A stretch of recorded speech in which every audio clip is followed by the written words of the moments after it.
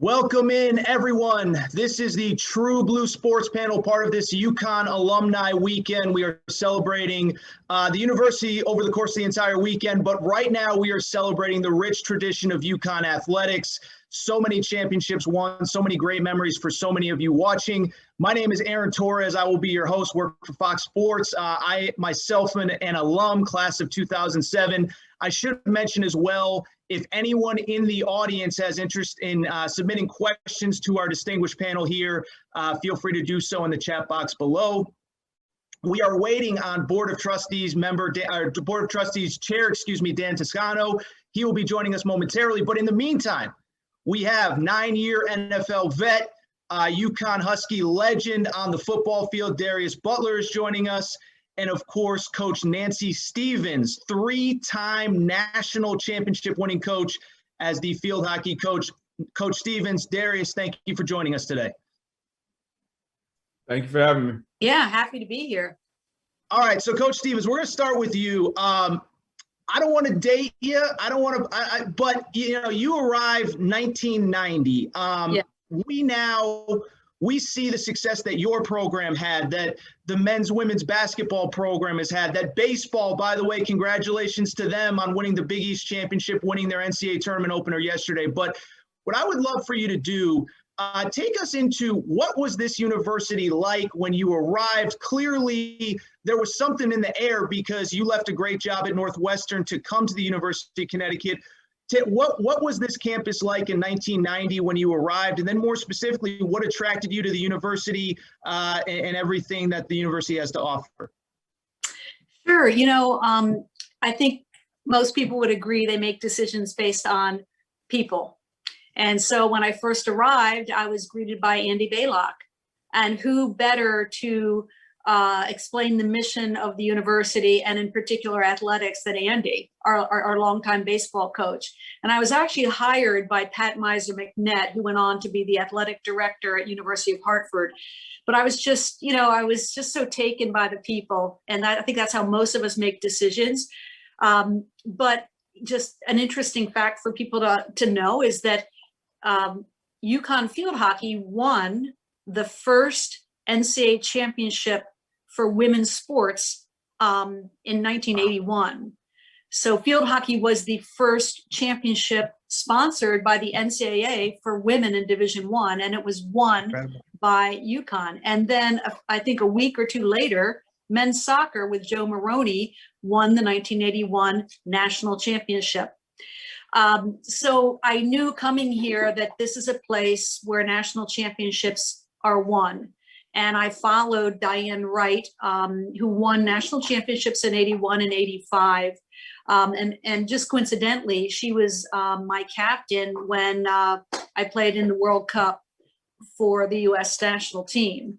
So I had great respect for Diane. We had been teammates as World Cup players, and then to not only follow her, but to continue her legacy. That was really my goal when I came here. And so we couldn't have been more thrilled to add to the trophy case with our 3 national championships in 13, 14, and 17. Really quickly, I do believe Dan Toscano, the chair of the Board of Trustees, has joined us. Dan, I don't know if you're still here, if we're having technical difficulties, but I did want to welcome in Dan Toscano, the Board of Trustees chair, as he has changed location since we last saw him. Dan, how you doing this afternoon? I'm good. It's too hot out there. I got to be honest with you. It's such a beautiful day, and I was like, I'm going to do this in the backyard, but it got very hot very quickly, so I moved back inside. Sorry to be a few minutes late. No, it's okay. Coach Stevens was just explaining her history, what attracted her to the university. And, you now yourself have a 35, 40-year relationship with the university, Board of Trustees chair. You have a passion for the university. Your kids have attended the university. Take us back. Coach Stevens was kind of explaining what attracted her to this school.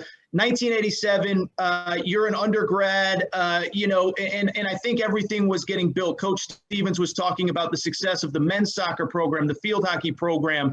Coach Calhoun and Coach Oriema had arrived kind of during your time frame at the university. And so I would just ask you, what was it like to be a student? And could you feel kind of the energy in the air, the excitement that something was really being built? Yeah, well, thanks for having me, and I'm thrilled to be here. It's a vastly different place, obviously, today than it was back in the mid '80s. I remember Gino's arrival, although I have to say we had no idea what that could bring to the university.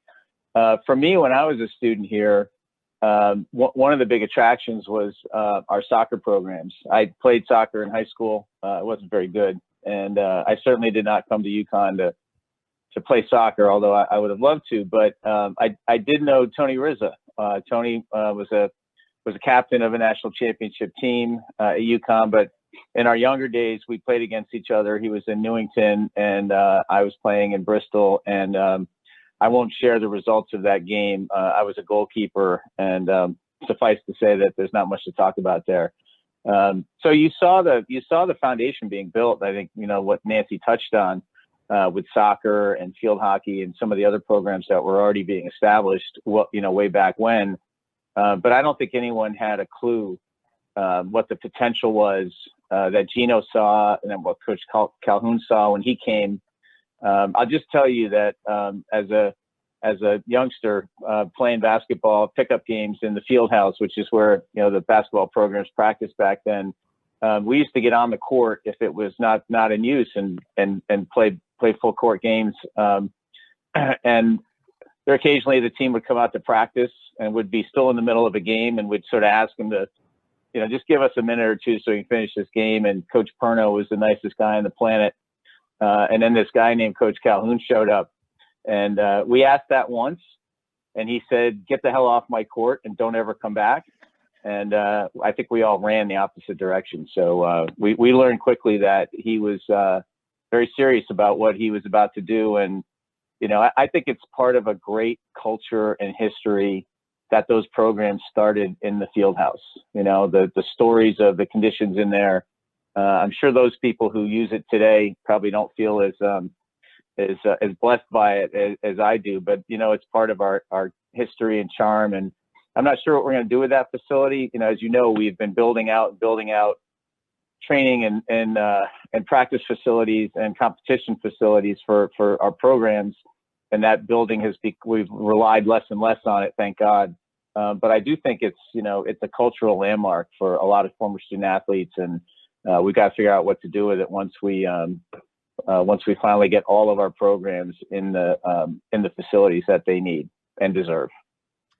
So Darius, I want to bring you in. Coach Stevens talked about, early 80s, the history of success, the history of championships. Dan, of course, talking about the development of the basketball program, himself getting thrown off the court by Coach Calhoun, which is a very relatable moment for just about anybody that was at the university over a long stretch of time. What about you, Darius? I mean, you grew up in Florida, a really successful high school football player, and the UConn football program, much later than what, Coach Stevens and Dan are talking about, is this ascending at the time shooting star. How much did you know about UConn? How much did you know about Connecticut? And actually, frankly, how much about what you knew about UConn did you know via sports? Because at that point, Coach Stevens had success, championships in men's soccer, women's soccer, men's basketball, women's basketball. How much of the decision to come to UConn or what you knew about UConn, I assume, had to do with the athletic department itself?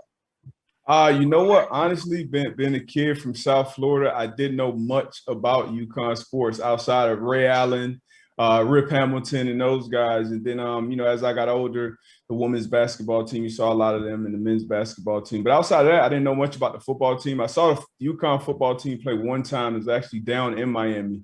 My cousin Willis McGahee was at the University of Miami at the time.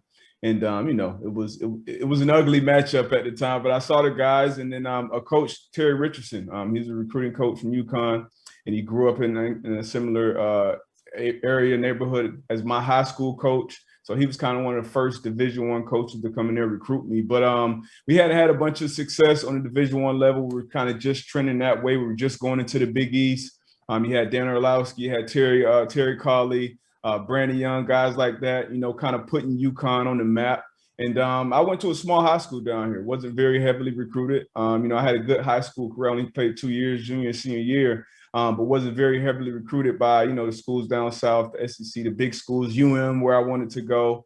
And, UConn came in, and towards the end of my senior year, then some of the other schools kind of took notice of me once I played in a couple all-star games and things like that. But I decided to stay loyal to the guys who were kind of on me first. And I met with Coach Essel, Randy Essel. He was kind of showing his track record, and he had some history in the NFL coaching DBs. That was most likely a position I was going to play on the college level.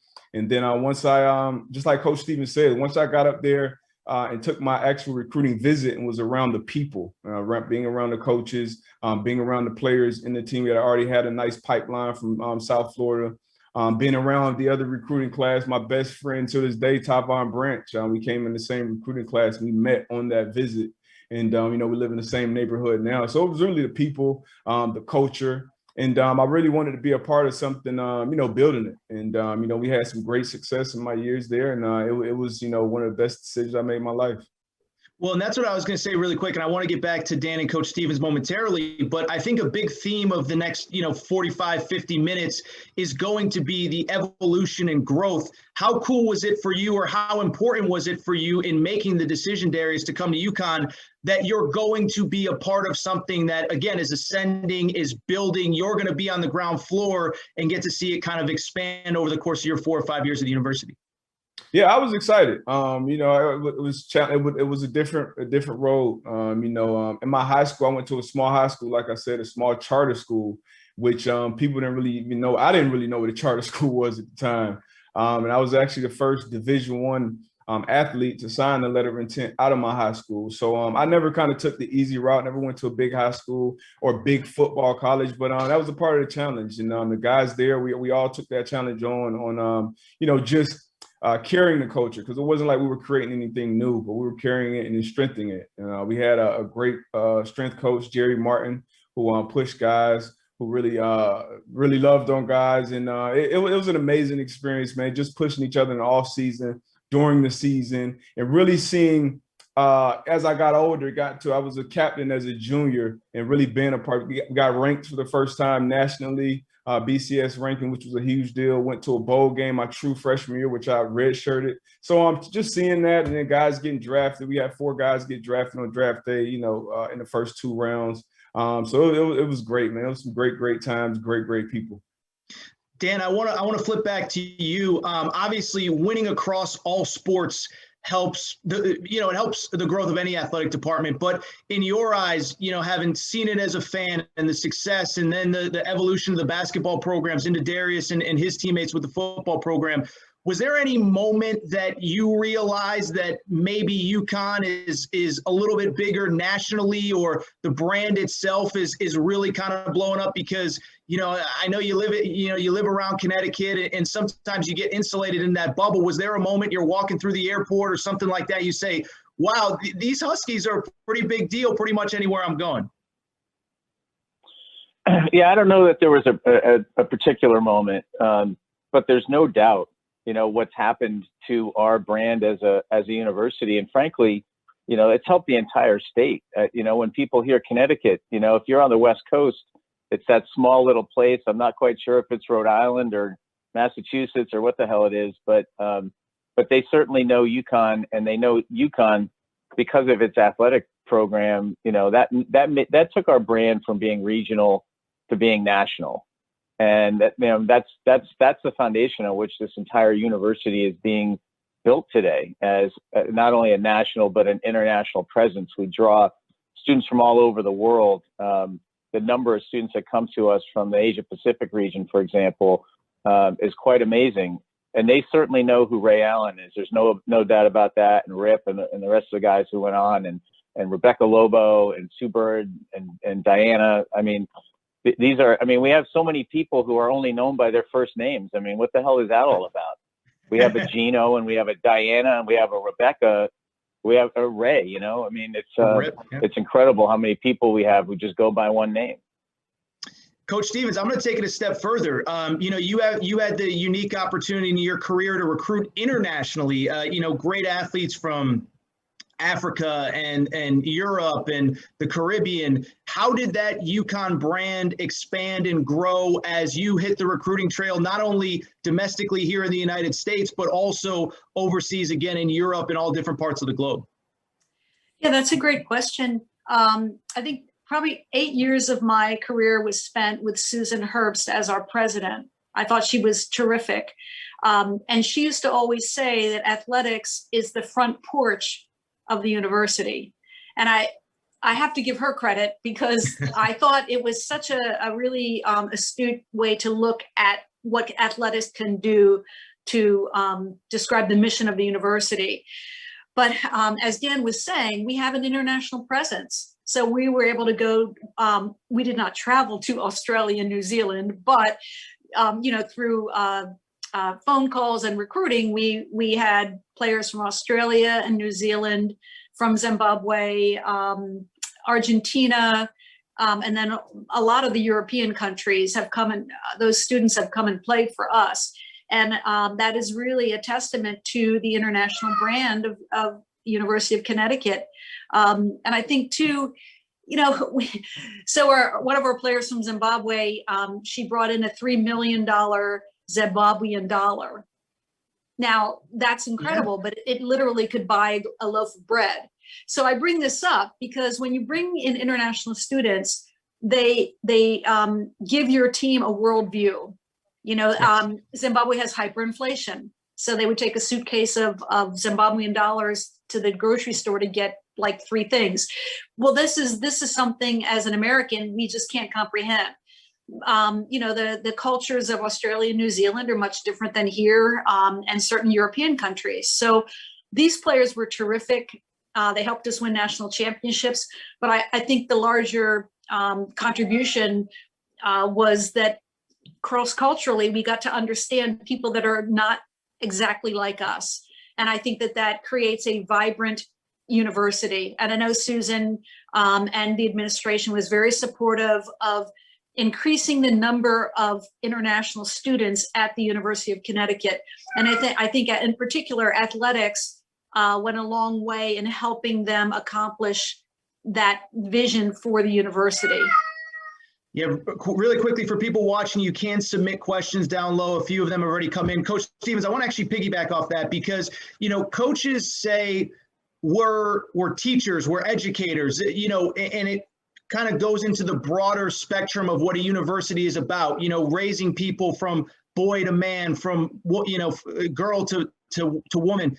How important was that aspect of it? The fact that you had players from all over the country, all over the world, teaching each other. And you know, I would assume one of the great parts of your job was, again, watching young ladies arrive from halfway across the world, from the next state over. Maybe the girl from New Jersey is just as homesick from the girl as Zimbabwe. So, you know, how much about what you just discussed about learning about different cultures and experiences? Because again, at the end of the day, coaches speak all the time about, I'm an educator, I'm a teacher. It isn't just about wins and losses. Well, everyone on the screen knows that transformational period of their lives when they entered college at 18 and they left as an adult. And it really is a remarkable period of life for young people. And I think we always talk about the team around the team. And I think it was Hillary Clinton who wrote the book, It Takes a Village. And I think that's probably those two things are what has made UConn athletics so successful. Is remember, Gino or Jim or Jim Penders or whoever, or Coach Stevens are going to get a lot of attention. But we have an incredible team around the team. And Dan knows it, and Darius knows it. He mentioned Coach Martin, who was who passed away, but was a terrific strength and conditioning coach for our program. But I think that's one of the things that makes UConn athletics so special is the people that surround our team. You talked about bleeding blue. They all bleed blue, whether it's the equipment manager, whether it's the people who prepare the fields. It doesn't matter who it is, but those people, we get a lot of attention. Darius got a lot of attention as a superstar athlete. Coaches get a lot of attention. But I'm telling you that those are the people that make this place special. And I know Dan knows that as well as anybody. Why? They just love the university. And so a lot of our success is due to that kind of support. Stan, I want to piggyback back to you because Coach Stevens talked about the university, the athletic department being the front porch of the university. And you mentioned how important it is for the growth of the university, for the growth of the state. I don't know if you have any numbers off the top of your head or whatever, but I would love for somebody that, hasn't been back to campus or anything like that in a while to just explain the transformation of the campus. And I know Coach Stevens is still, very much involved in the community as well, but the transformation of the campus over not just the last 5-10 years, but the last 25, 30, 35 years. And frankly, and this is not to say that there aren't other super important elements to the university, but the role that athletics has helped play in creating interest, creating even brand awareness, because as Coach Stevens said, athletics truly is the front porch of the university.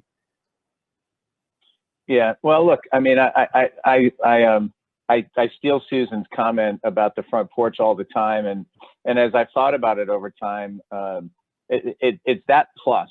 It is the front porch, but that would almost imply that it's not, part of the house. It's not in the house, but it's in every room of the house that is UConn. And I mean, look at our society, right? I mean, a university on some level just it represents the society in which it operates, and athletics is a major force in the world we live in, and certainly in this country. And you look at the value of sports franchises and what really, really successful athletes can earn, applying their craft. So it's not a, sometimes, we talk about like the athletic budget, for example, and to me, that's a bit of a misnomer because the athletics is part of the fabric of who we are. But the other piece of it is it brings us enormous diversity to our student population, which is something that's really, really important. It's important that all of our students are surrounded by people who, as Nancy said earlier, don't look like them, don't come from the same background. And when you look at our student athlete population, it is diversity rich. People come from all walks of life, all parts of the world. Nancy talked about some of the student athletes that she's recruited from Europe and Australia, New Zealand for her program. I've spent a lot of time with the soccer programs. They recruit from Africa, and you bring in these student athletes who, and Ray Reed, our great soccer coach, a national championship coach, talked about when he was a student athlete and his roommate came from Africa. And he said, I came from Long Island. Like all I knew was like the LIE. And all of a sudden I'm put in a small room with somebody who we had nothing in common other than a love for soccer. And he said, when that season ended and that year ended and we left each other for a few months, we were hugging each other. And that's what it's all about. That's what makes it great. And that's why it does a disservice to UConn athletics to talk about it as a standalone unit. But and I can't help but just take the bait on your comment about the campus. I mean, everyone says, if you haven't been back, you should go. You wouldn't believe what it looks like. I promise you, if you haven't been on this campus in a decade and you come visit, your jaw will hit the floor. I promise you, you won't recognize it. And that's not just the athletics village that's under construction and almost done, but the entire campus. We built all sorts of academic buildings, research facilities. There's a whole road in a part of town called Discovery Drive that if you haven't been here in 10 years, you haven't been on. And that's really where we're building out our research and innovation and our corporate partnership work that really drives the research that should be happening on the campus. But you flip over to the other side, and if you haven't been back to where the soccer stadium was, because it's gone, but there's a new one in its place, and I can tell you it's spectacular. We haven't had the official grand opening yet because of COVID, but when they play their first soccer games there in front of fans in the fall, it's going to be like you've never experienced. And we made Maroney Stadium rock, and it was, pretty decrepit. This thing is state of the art. Right behind it, that new baseball stadium, which I'm sure everyone has seen photos of or videos of. I mean, you go to our YouTube page and just look at, you can do the aerial of what's gone on there between soccer, lacrosse, baseball, the softball stadium, and soon, we just had a groundbreaking 2 weeks ago for the hockey rink that's going to go back there. It's truly an Olympic Village back there, and that used to be, Nancy, correct me if I'm wrong, but like the road you'd cut through to get out the back way of UConn, and now there's a whole ecosystem back there, and it's incredible. I think there's, I don't know, when all's said and done, I think nine of our athletic programs will be competing back there. And it's incredibly fan friendly, and is really intended to create a great experience. Well, I will readily admit, we were talking a little bit before we got on air. It has actually been a while since I got to campus, and I was just preparing for this, looking at all the updated facilities and everything that the university has done specifically for athletics, because that's why we're here. And it is unbelievable. And I know you're going to give us some more details later. Darius, I wanted to bounce back to you. Coach Stevens, Dan talked about, bringing people from all walks of life together at a university and the role that athletics plays. You were once the kid from beautiful Fort Lauderdale, which I have been to. It is incredible. Did you have like a first moment of, where am I? Or it's really cold. It's way colder than I thought it was. Like what was your first, oh, I'm not really in Fort Lauderdale anymore. Welcome to Connecticut moment? Well, so I'll never forget it. It was December 6th is when I took my recruiting visit. And that was the first time I saw snow. That I can remember. I was a child in Germany, but the first time I saw snow. So, your first time you see snow, you're pretty excited. You're dressed for it. It's fun. It's cool. Oh, this is dope. Yeah. See on the ground. And then you get up there and it's kind of fall. It's, fall time. So or summertime for camp, and it goes into the fall and your season's over. But once you get to those first winter workouts and, in those early year months, oh my gosh, that was tough. And that was when we played on where the field hockey team used to play, where Coach Stevens used to play.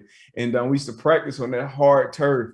And I had a moment, and I've never wanted to quit anything in my life. And I went after I ran into, because we had our locker room right there at the time, ran into the locker room. I was running steaming hot water on my hands, which is the worst thing to do, but I had no idea being from Fort Lauderdale. And Coach runs said, no, what are you doing? What are you doing? Stop it. And I called my parents after that whole fiasco. I'm like, yeah, I think I'm going to come home. I think I'm going to go to FAU. I think I made a mistake. Like, this is not for me. Coming off a red shirt year, but, I dug through it and, had to figure out how to finesse the winters, how to put on layers, how to, start things early, how to get out there early. But it was a grind, man. But I got used to it. I started to enjoy it, man. And, I kind of miss winter sometimes now. Not too much, but sometimes. Well, and I was going to say to speak to what Coach Stevens and Dan said earlier, how much was it the role of your teammates, your guys? Maybe I know Tyvon Branch is from upstate New York, so he's probably very comfortable in the snow. I mean, when the decision, I don't know how serious the decision was, I'm coming home, or if it was just a moment of weakness on a really cold morning. But I mean, was it the teammates, the friends, the brothers that you made in that locker room that was like, all right, I had a bad morning, I'm over it, I got to get up? Like how much of the role of the friendships and relationships that you made in that locker room played a role in whether it was a serious decision to actually leave or just that moment? Oh no. That was a serious phone call, and that was a dead serious phone call. Like I said, my dad, he's a military guy, so he would be the last person I would call and tell him I want to quit anything. But I called it. So it was really him, my dad and mom, pretty much hanging up on me. Because my dad was shipped to Germany, I think at 19 years old. So he dealt with a winter. He was like, you'll be all right.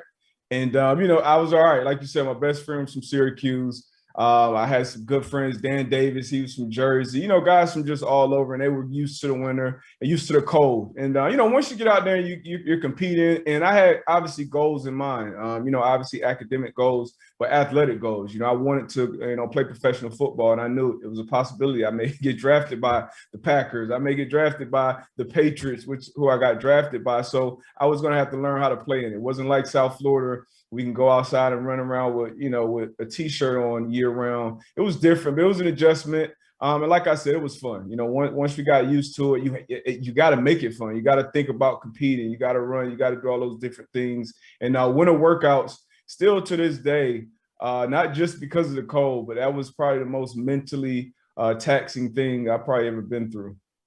Fantastic. By the way, for anybody watching, again, you can submit questions in the chat box below. We got a few in. We'll get to them here momentarily. Dan, you talked a lot about the facilities, but for people who take us into what is going on at the university, for people who haven't been to the campus, again, you mentioned it, YouTube, there's video, groundbreaking of a brand new ice hockey facility being built on the way up. Just these last couple of weeks, the baseball facility, I believe because of COVID, this was the first couple of weeks where you could have real fans in the stands in whatever capacity it was. So for fans who haven't been, and remember Rentschler Field, Darius and his teammates, remember Gamble Pavilion and Ray Allen and Rip Hamilton and Rudy Gay and all those guys, take us through what the last 4, 5, 6 years has been like, because again, you mentioned all these facilities upgrades, but it is incredible the commitment that this university has made to all its athletic programs. Yeah, and look, I think it starts with our alums and our fan base. None of those facilities would have been possible without the support that we get, both in the stands, but also with philanthropy. And if you look at the facilities that we've been building, there's been a major component of the cost that's funded through philanthropy. And the first one I was involved in, which God, I remember when we sat there in that dirt field and said, we need a place for our basketball programs to practice.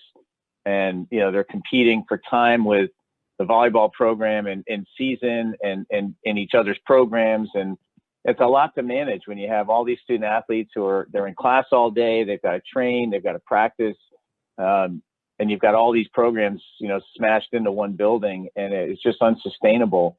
And the Worth Champions Center, which if you haven't been in, I guess it's probably been open now for probably 6 or 7, 5, something like that years.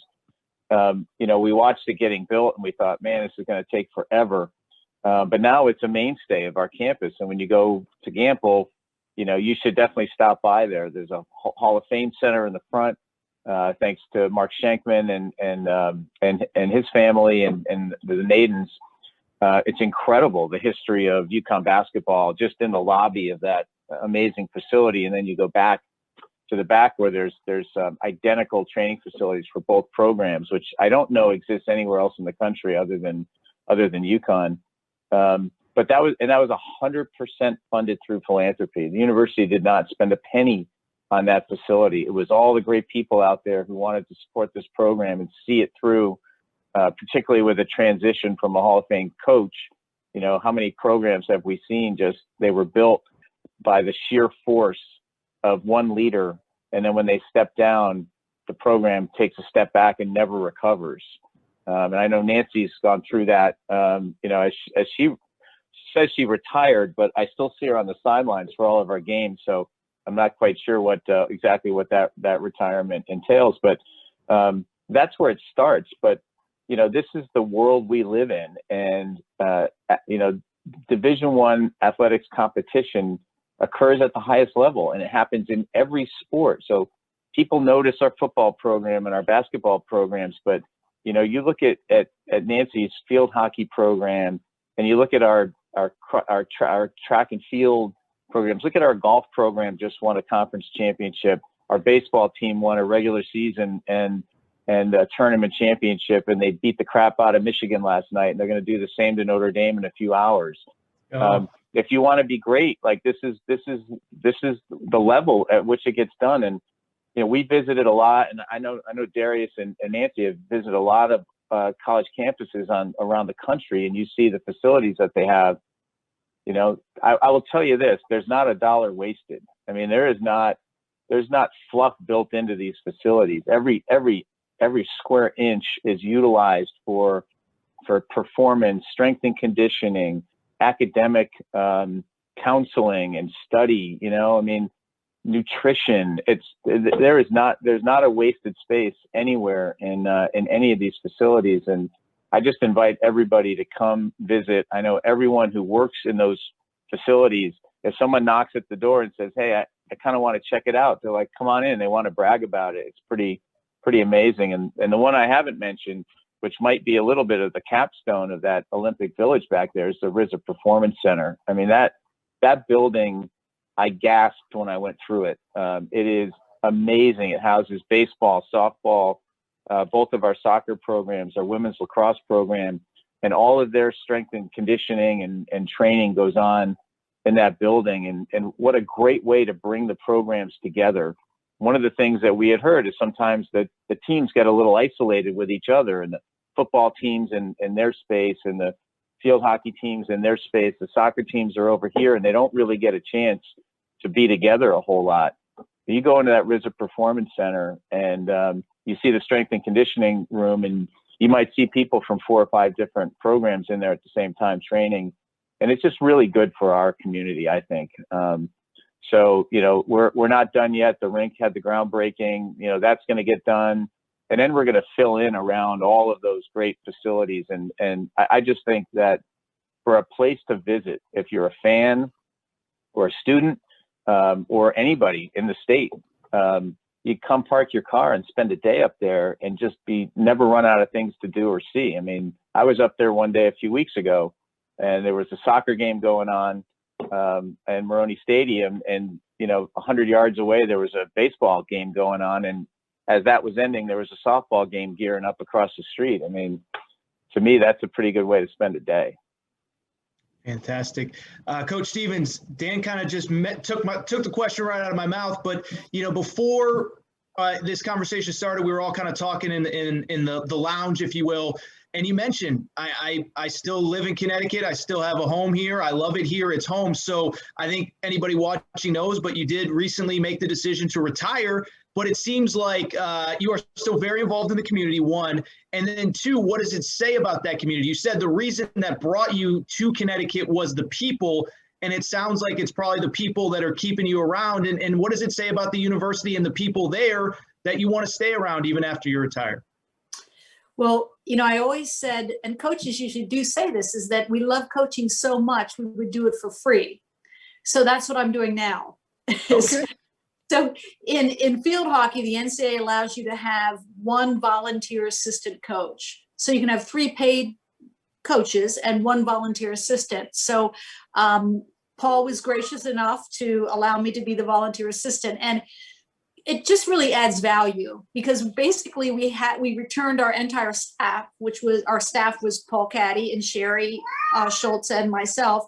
And then we got to add another full-time assistant, and we chose Chrissy Davidson, a 2-time national champion for us, a recent graduate, and I'm the volunteer. So Paul, Sherry, and I had coached together for 20 years.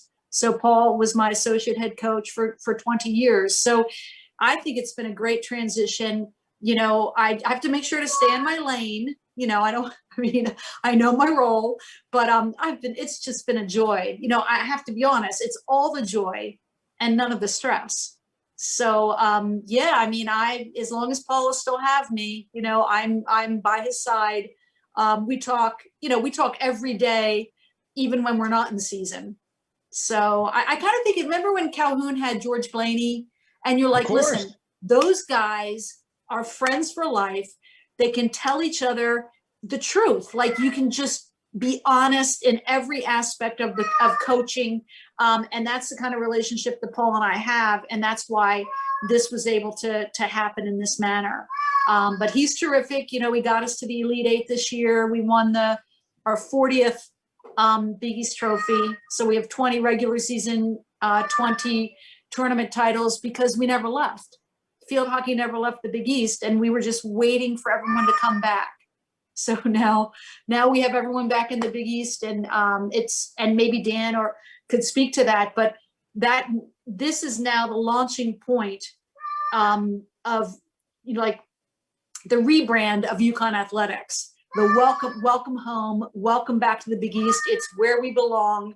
We're dominating in almost every sport in the conference. It's incredible.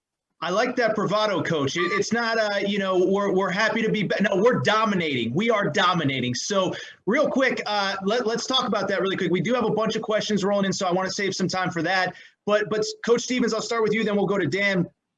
Just the idea that being back in the Big East, Coach Stevens. So I want to start with you. You've seen it full circle. Big East, unfortunately, not part of the Big East. Now you're back in the Big East. It feels like home. It is home. In your own words, we're dominating. How nice is it for you to, having seen the evolution of the athletic department, to be with such a place that's such a great fit? Well, I think from the student athlete's perspective, it just made a lot more sense, didn't it? That Yep. You would have your road trip to Villanova or your road trip to St. John's or wherever, as opposed to flying to Tulsa, or flying to Tulane, which is in New Orleans. It just, for the student athlete experience, boy, this is where we belong. And then from a competitive experience, when you look at the results you mentioned, golf, first year back, they win the conference championship. Men's track, won the conference championship. Lacrosse got to the championship game. Softball, got to the tournament and the championship game. And I could go on. I don't want to leave anybody out, but and then we're going to get our fall, the fall sports as well. Women's soccer did much better in the Big East Conference this spring. So yeah, it's a place. It's our identity, and I know that our fans and our alumni, I'm sure, are thrilled that we are back in the Big East. Dan, I'll piggyback, ask you the same question. I mean, the greatest moments in this university's history, there were great moments in the AAC as well, but so many of them, Big East tournament, men's basketball, women's basketball, Coach Stevens, soccer, all of these things. Does it feel good to be home, Dan? I'll just put it on the plate for you. Good to be home? Oh, it's great to be home. And, the only thing I would change in terms of how it's described is, we didn't leave the Big East. The Big East left us. I mean, it was, we were a victim of circumstance, and certainly, as was the Big East itself. We were all, kind of, it's like you got thrown out of the boat and you're looking for a life raft to get to safety. And, that didn't work out that well for us. I mean, it was, ironically, for all the crap we sling about conferences, in our chat rooms and all that, AAC is actually a great conference. It just wasn't great for us. I mean, all you have to do is look at a map and you say, this doesn't really make sense. But for if you're Memphis or you're Tulsa or you're Tulane or South Florida, Central Florida, like, it's a great place to be. You're geographically proximate. Your academic ambitions are very similar. And then you have this school up there in the Northeast saying, what the hell are they doing in here? And, I don't think we weren't at our best when we were going through those days. So it's not like we added a lot to the conference. And when the opportunity came to come back to the Big East, the new Big East, it was just like coming home. It just felt natural. And the bet we made was that it would really bring our alums and our fan base back to life. And I couldn't, that was a bet. It was a gamble. We didn't know if it would work or not. And you just knew right away. I remember I was sitting here at 11:59 on June 30th when we were going to make the move on July 1st, 2019. And I just brought up Twitter and then the Boneyard, and I was just watching. They were counting it down all day, and you thought, okay, this is a good sign. Maybe this is good for us. And as a fan, it's like you get chills, going to the Garden for the Big East tournament, which I was fortunate enough to do. My son and I were one of maybe 70 people in the world's most famous arena watching our team compete there. and almost take that championship. But I was like, man, when this is going to be full next year, you know, I feel bad for the other programs because we're going to show up in numbers and we're going to be loud and obnoxious, and that's just who we are. And, you know, get used to it. And, you know, I know a lot of people around the Big East at other schools, and you know, we all talk a lot of smack, but the truth is they love having us back. You know, they love having an energized UConn that intends to compete for national championships in everything it does. And that is our goal. Like we're not that good at being, you know, okay at something. We want to be great if we're going to do it. And so it's terrific to be back. And the other thing I noticed, and I saw this particularly with our baseball team this spring, there's new rivalries there. You know, we have Georgetown and we have Villanova and we have Seton Hall and St. John's, you know, all of our traditional rivals from the Big East. But throw in Xavier and Butler and some of the schools that they brought in while we were gone. You know, ask our baseball team who their rivals are in that conference. And if you saw what went on the last month with Xavier, you know, that is a turbocharged relationship in baseball. And those teams are going to go at it for years to come. And much like, and Nancy will nod her head, I bet on this, much like the old Big East where the coaches all knew each other and they were ferocious rivals on the court. But, you know, when they were in the elevator in the back, leaving the arena, they'd have a hug for each other and maybe a phone call here and there. Watching the respect between the coaches from UConn and all the various schools that we intersect with, that's what reminds me of the old Big East. Fantastic. I do want to get to some questions. A lot have been submitted. You can, of course, if you're watching, submit questions in the chat box below. First one is for Darius. Darius, what was your first memories of the Rent, and what was it like playing there in your first game? Oh man, well, my first memories were being on the sideline watching, honestly. And I redshirted my true freshman year. And for those who aren't familiar, that means you basically do everything except playing the games. You practice, you know, you weight lift, you do all those things. The coaches didn't feel like I was physically ready for college football yet, so I redshirted, and just seeing the crowd. That was the year we went to our first bowl game, Motor City Bowl. So having that support, it was amazing. Then my first memories playing there were just as good. Well, actually better. Obviously, whenever you're playing, you're actually hitting, getting interceptions is better. And the memory that stands out though is we beat I believe it was South Florida, and we had the crowd, you know, rush the field. And that was an amazing feeling to be a part of something. I think they were ranked in like the top 10 at the time.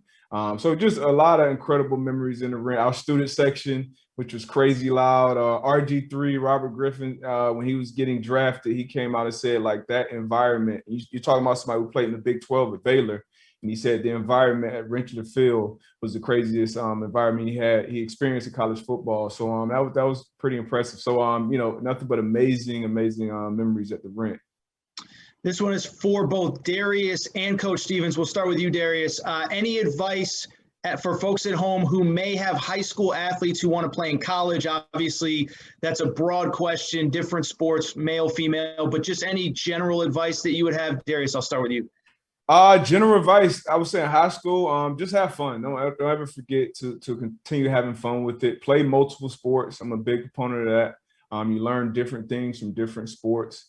Don't put anything before the work, especially in today's society. And you know, you get social media, you got all these followers, you got people telling you these things, you got highlights and this and that.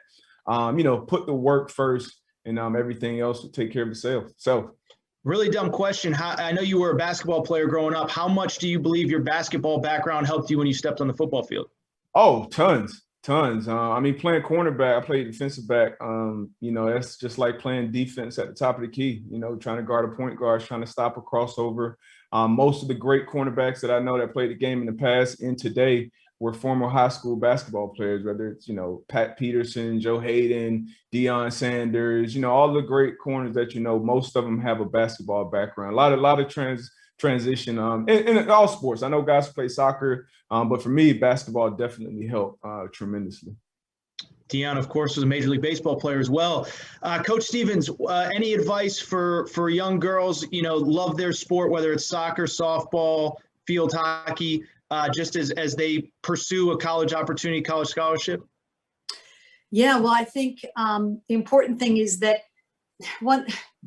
in 2013, kind of the team mantra when they came in for preseason, and kids are always so anxious, did I train enough? Some of them probably didn't, but I just wrote on the board, you are enough. And then when we were going to play Maryland for the national championship, I just walked into the locker room and I just wrote on the board once again, you are enough. And I could just see how they really were filled with a sense of confidence, and the anxiety kind of just was diminished. So that would be my message, is that most high school athletes could play college sports somewhere, and they have to understand that they are enough. It might be Division III. That's great. You know, it might be Division II, and it might be, if they're fortunate enough and talented enough to play in Division I.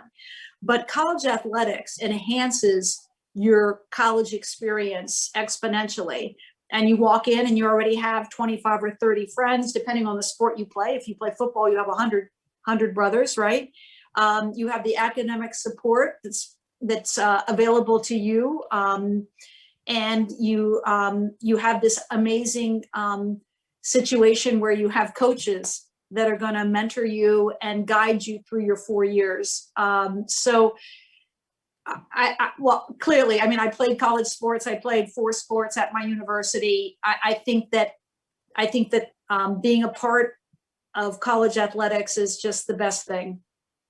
Well, and that piggybacks perfectly to the next question we got, which is transitioning from the playing field to the coaching spectrum. Any advice for a young woman who is kind of ending her career and looking at the coaching profession?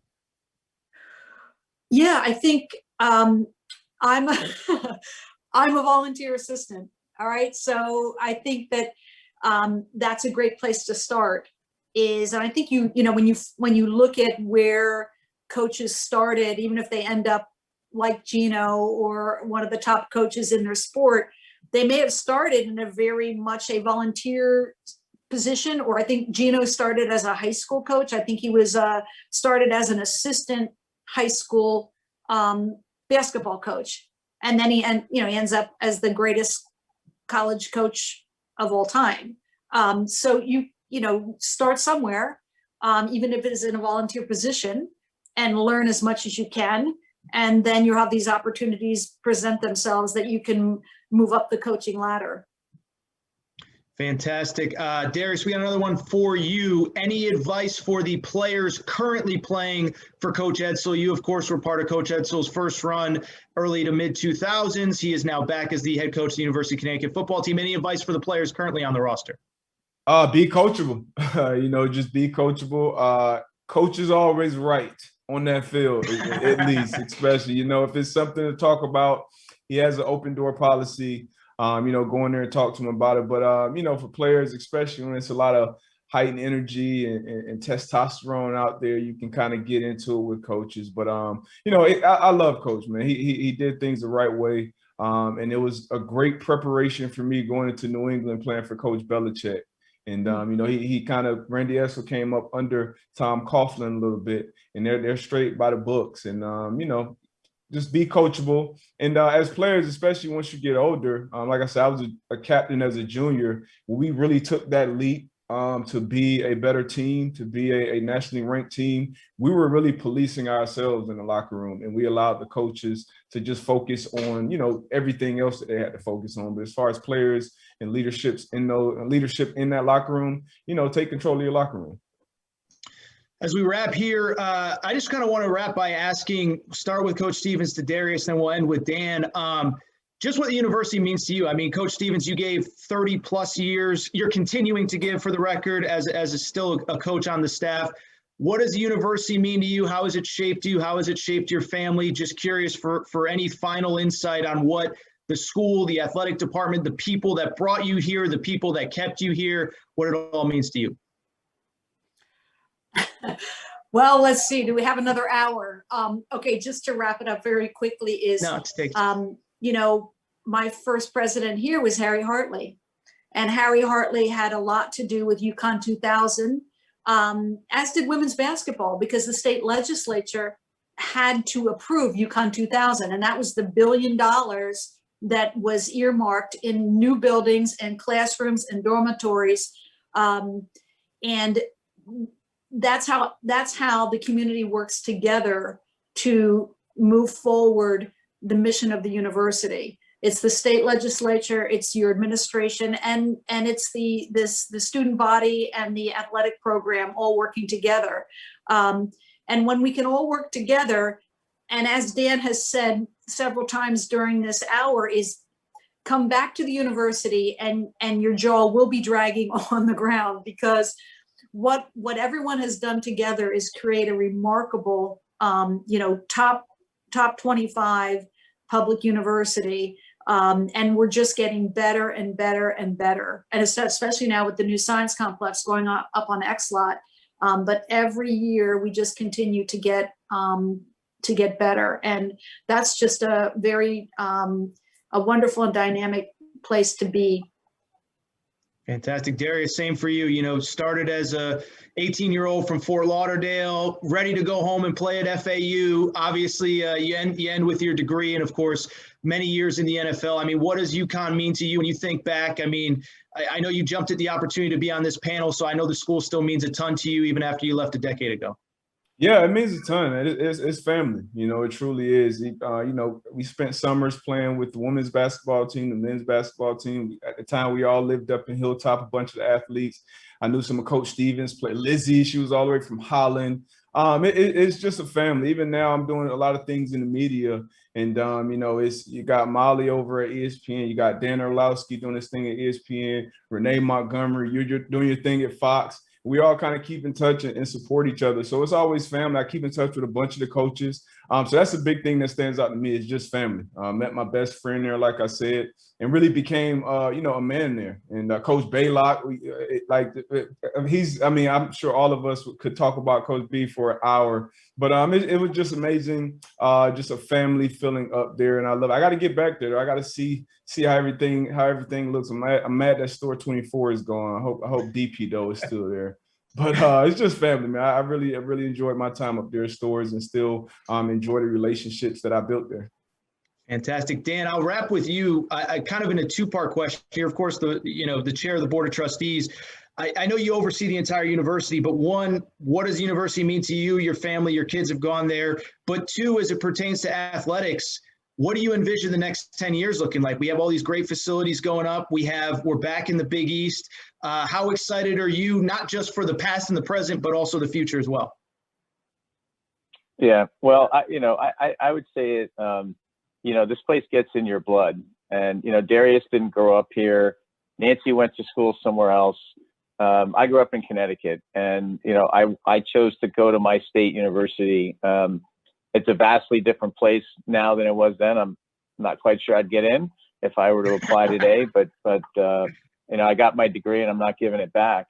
But it just gets in your system. And, Darius mentioned the people. And I mean, I think the thing you don't realize unless you get away from UConn and go somewhere else is how unique it is. We take it for granted very often that we have the great people we have, and the tenure of our coaches is incredible. And I talked to a lot of them, and I was listening to the broadcast last night, and in the first inning of the baseball game, they said, "Oh, Coach Penders, he could go coach anywhere, including professionally if he chose." And they said, "But we always ask him, like, Jim, like, where do you want to coach?" He said, "I have the job I want. I'm like, why would I ever want to leave here? This place is great." And so it's so easy to do that. And, I think for people like Darius and for me, like, my life changed on that campus in the 4 years that I was there. And our president talks about life transformative education, and that's, part of our strategic plan. And I experienced that, and I left a very different person than I came in to that campus. And I feel a debt of gratitude to that university for having allowed me to do that, and to be the platform on which I've been very, very fortunate in every aspect of my life. And then the last thing I learned there was give back. And so, why do I chair the board? it's part of giving back. And I want to make sure that when I leave this place, it's better than I found it when I got here. And it's as simple as that. And, you know, to your question about what does the next decade look like for UConn athletics, I mean, we have found our footing, you know, and so like a team might have a down year or two and maybe have to retool a little bit. We've gone through that, and we have amazing leadership. Not only our coaches and all the infrastructure around our programs, but our athletic director, David Benedict, and his staff. You know, imagine what it's like to be David Benedict, to come here 5 years ago. And, you know, it's just been a grind. We haven't even won a national championship in women's basketball, which is unthinkable given how many we've won. But in that period, we've had a lot of work to do and a lot of identity to figure out. And I think we asked ourselves some really dark questions about who do we really want to be as a university and as an athletics program. And I think we got the answer. Nancy said it. We want to dominate. Our first season here in the Big East, the spring season, we won more conference championships than any other school in the conference. That's our first season in. I can only imagine what's going to happen in the fall. Fantastic. We are actually about to get kicked off this main stage here. It is 2 p.m. Eastern. So True Blue Sports Panel, Dan Toscano, UConn Board of Trustees Chair. Thank you. Darius Butler, 9-year NFL vet, UConn alum. Thank you so much. Coach Stevens, 3-time national champion. Thank you all for the time. Hope everybody enjoyed, and enjoy the next panel.